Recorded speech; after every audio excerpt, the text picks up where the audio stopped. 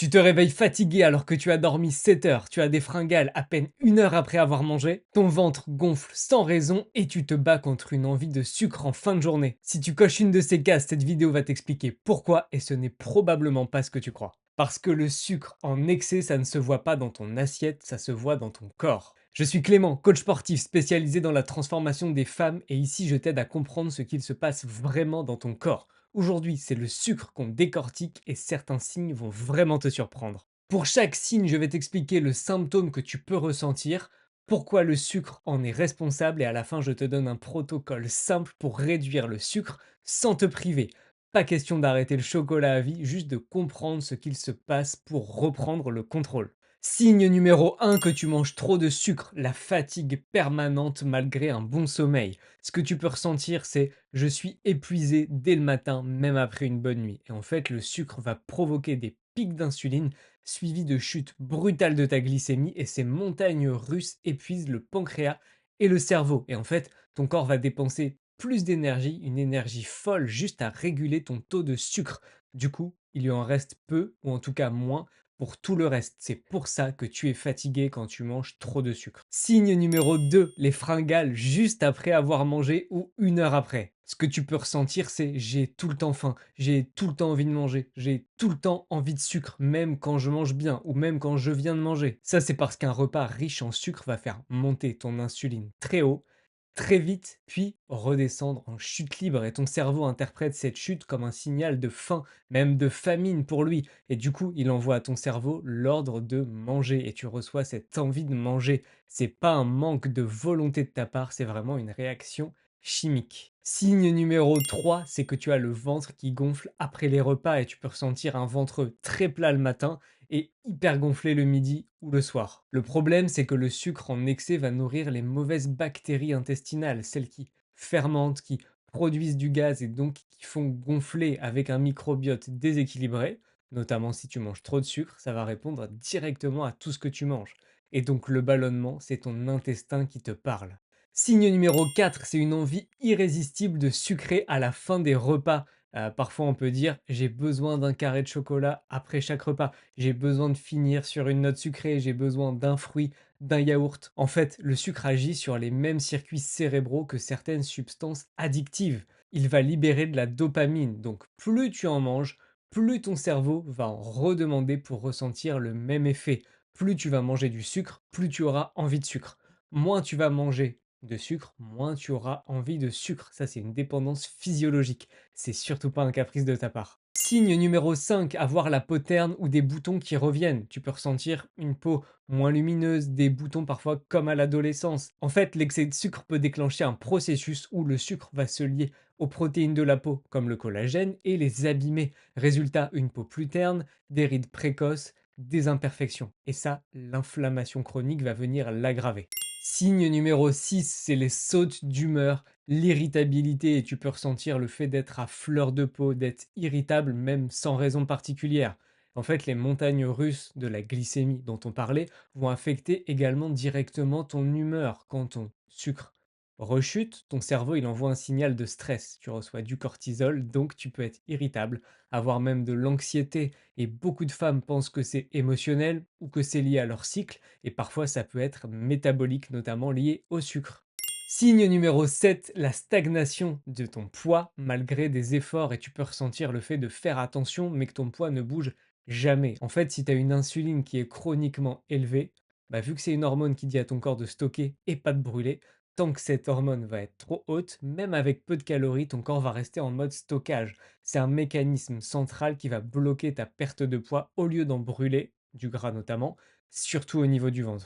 Huitième et dernier signe, c'est le brouillard mental en milieu fin de journée. Et tu peux ressentir vers 14-15 heures, vers 17-18 heures, j'arrive plus à me concentrer, je suis un peu dans ce truc végétatif. En fait, ton cerveau, il est très sensible aux variations de glycémie. Après un repas trop sucré, que ce soit après un gros petit-déj très sucré ou un gros goûter ou un gros repas de midi, la fuite qui va suivre, elle va couper littéralement l'alimentation de ton cerveau en carburant stable. Et donc, coup de barre dans l'après-midi, c'est pas de la paresse, c'est juste une réponse neurologique directe. Et peut-être qu'après avoir entendu tous ces signes, tu pouvais te dire: «Ah moi je croyais que j'étais nul en volonté, que j'avais pas de motivation», mais en fait, bah non. C'est juste mon cerveau qui est accro au sucre et mon corps qui m'envoie des signaux depuis des années sans même que je m'en rende compte. Donc déjà, en un, ça peut te déculpabiliser un petit peu, savoir que c'est des réactions hormonales, chimiques, métaboliques, et en deux, te dire que ouais, bah, si tu as ces signaux-là, il est peut-être temps de changer quelque chose dans ton alimentation.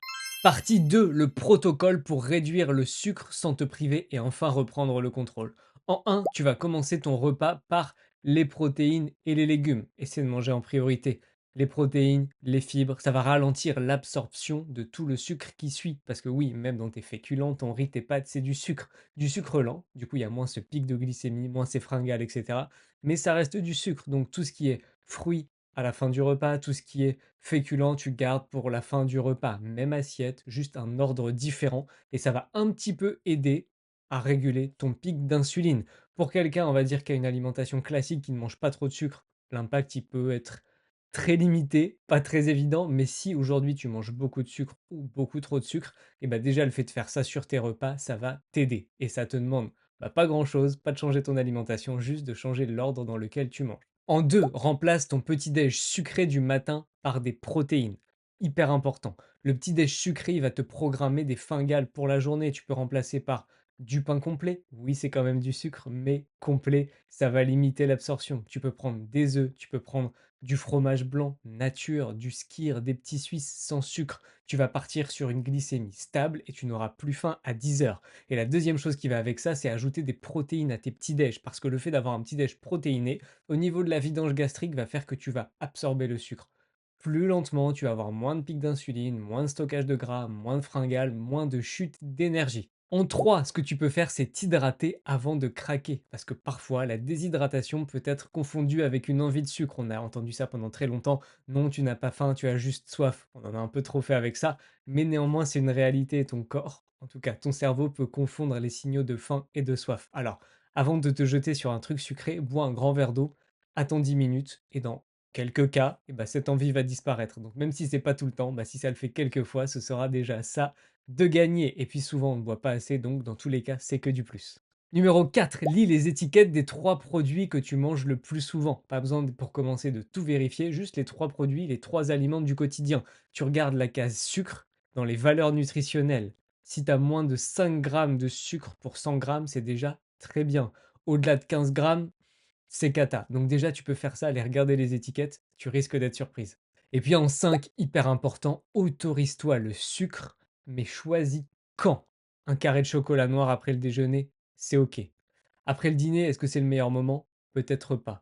Le soir, en fait, ton insuline, elle peut être moins bien régulée et le sucre va stocker parfois plus facilement. Donc, avec le même plaisir, un timing peut aider. En tout cas, essaie de choisir des moments dans la journée, c'est-à-dire ne pas céder à des envies de sucre à chaque fois. Parce que si tu commences par un petit déj sucré, une collation, parce que du coup ton petit déj était sucré et pas assez rassasiant, donc tu as une collation avant manger, sucré, un dessert, un yaourt le midi, une collation l'après-midi, sucré, un 4 heures goûter et le soir, un yaourt ou un dessert, un laitage ou autre, en fait, tu aurais eu beaucoup trop de sucre sur ta journée. Donc oui, garde-en, mais choisis à quel moment de la journée.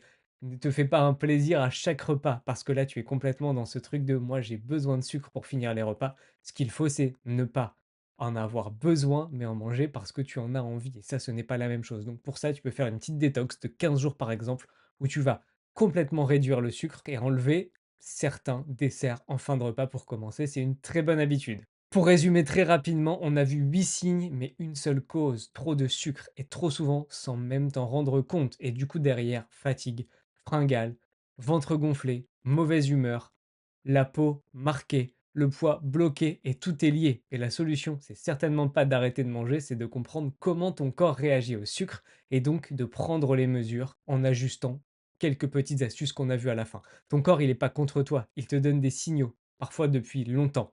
Maintenant, à toi de les écouter et avec cette vidéo, ça va t'aider à les lire. Et si tu te reconnais dans plusieurs de ces signes et que tu veux qu'on regarde ensemble ce qui bloque vraiment chez toi, alimentation, métabolisme, habitude, j'ai quelques créneaux disponibles pour un appel gratuit de 30 minutes, sans engagement, sans pression. Le lien est dans la description. Et puis je te dis à très vite pour une prochaine vidéo et n'oublie pas que chaque petit pas te rapproche de tes objectifs.